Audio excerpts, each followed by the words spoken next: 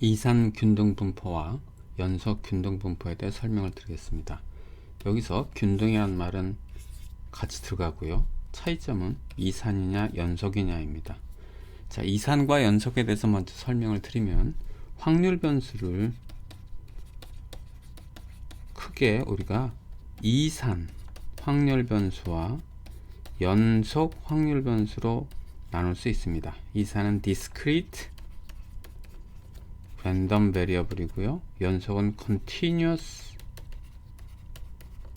확률 변수와 랜덤 베리어블입니다.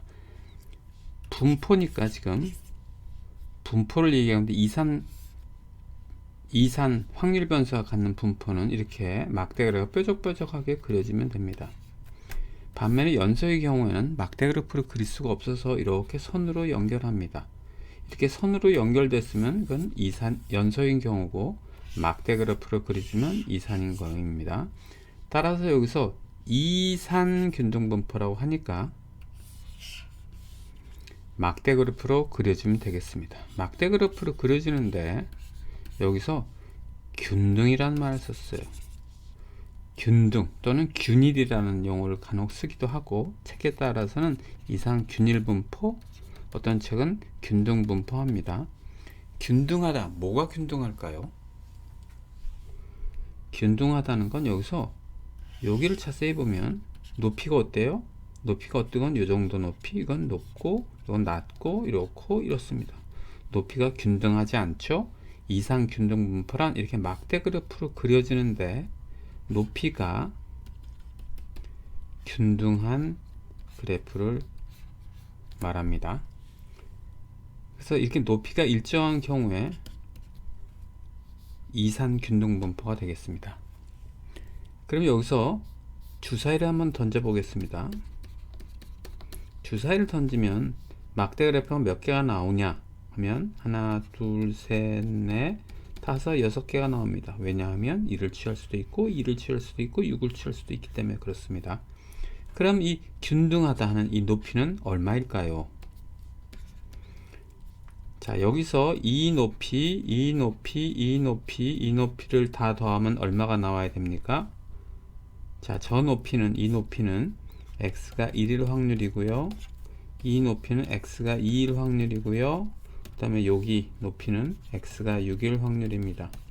이 높이를 다 더하면, 즉 1이 나올 확률, 2가 나올 확률, 6이 나올 확률을 다 더하면, 이 얘기는 무슨 이야기냐면 1, 2, 3, 4, 5, 6 중에 하나가 나올 확률은 이란 뜻이고, 그것은 1이 되어야 합니다. 따라서 6개가 있는데, 균등하게 6개가 있는데 그게 1이 돼야 돼요. 그럼 높이는 6분의 1이 되어야 합니다. 예제 5.1을 보겠습니다. x는 이산 균등분포를 따르고 있다. x가 취할 수 있는 값은요 0, 2, 4, 6, 8, 10, 12, 14로 총 몇 개가 있냐면 8개가 있어요. 수치를 취할 확률은 0이 아니며, 즉 1, 2, 0, 2, 4, 쭉쭉쭉 14의 값을 취한다는 얘기고, 이 값을 취할 확률은 0이 아님이라고 했습니다. 그 외의 수치를 취할 확률은 0이다. 이 값을 얼마이고 이건 얼마냐고 물어봤습니다. 한번 풀어보겠습니다. 자, 막대 그래프를 그리게 되겠죠. 2, 0, 2, 4, 6, 8, 14 해서 막대 그래프가 높이가 일정한데 총 몇 개입니까?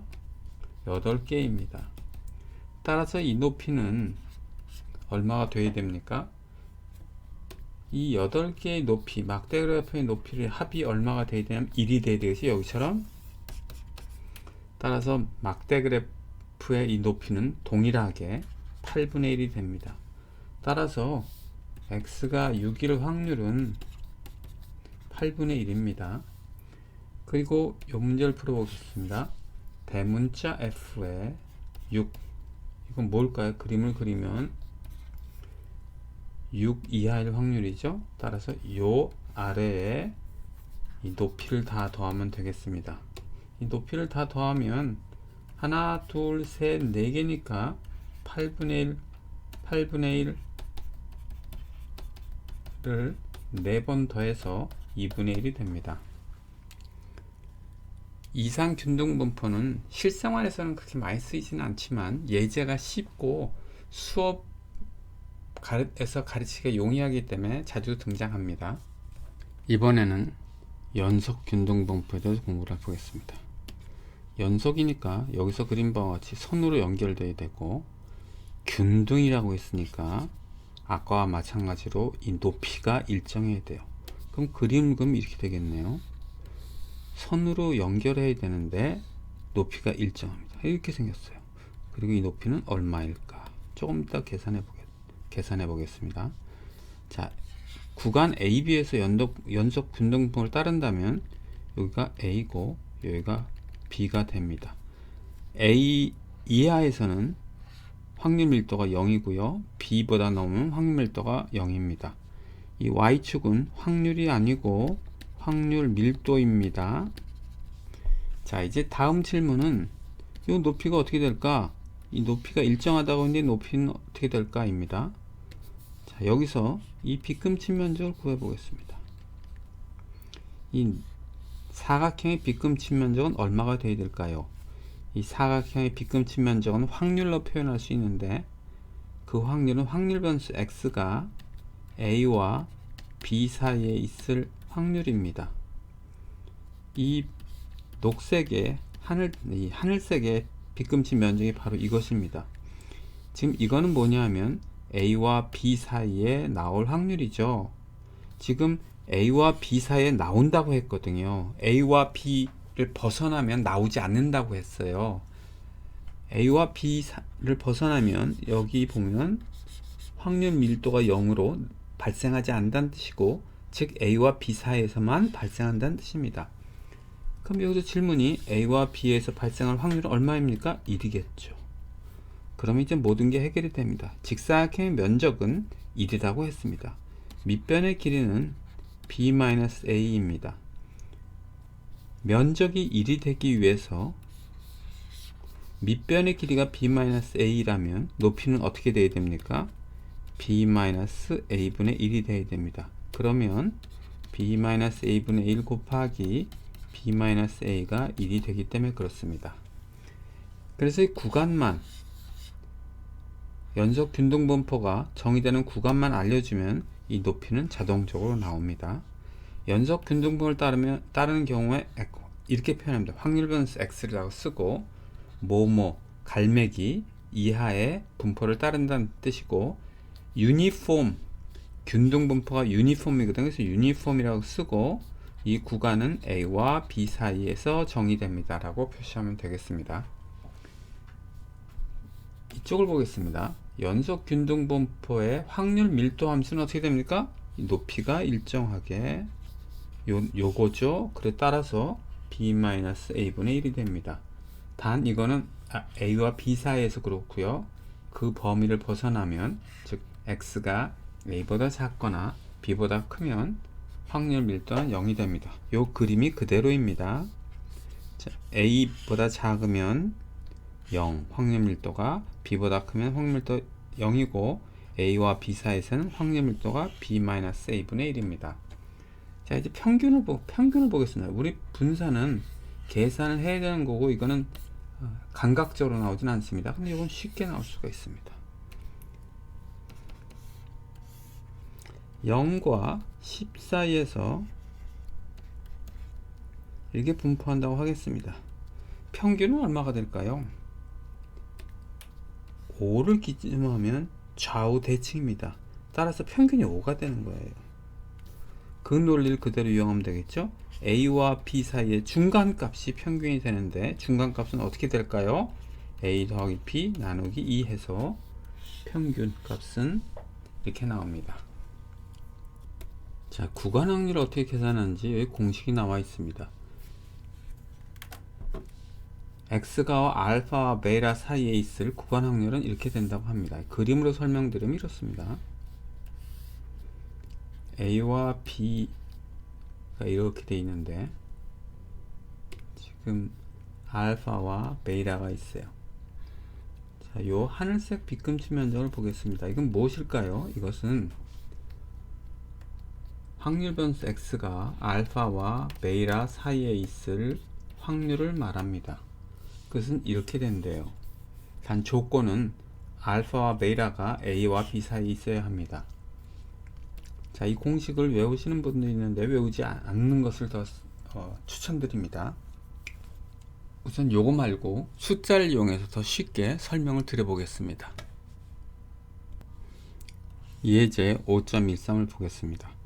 어느 지역의 최고 온도가 5에서 20 사이의 연속 균등분포를 따르고 있대요. 자, 최고 온도고요. 최고 온도가 5에서 20 사이의 연속 균등분포를 따르고 있습니다. 이렇게 그려지겠네요.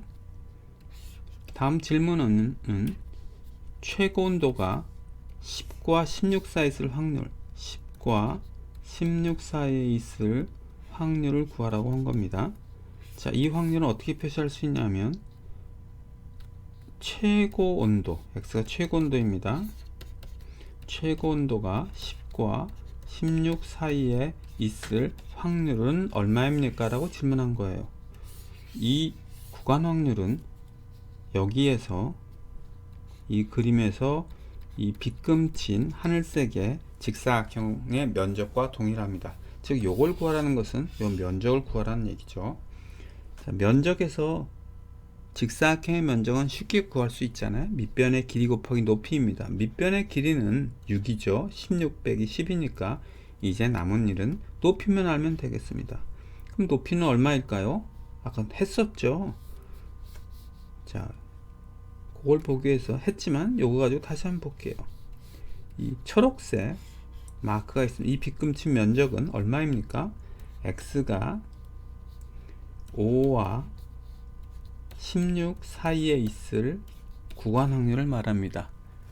최고 온도는 10과 16 사이에 있다고 했으니까 5와 16 사이에 있을 구간 확률은 1이 됩니다. 즉 이 녹색의 면적이 1이라는 얘기고 직사각형의 면적이 1이니까 밑변의 길이는 15인데 왜 15냐면 20 빼기 5니까 그럼 결국 이 높이는 15분의 1이 됩니다.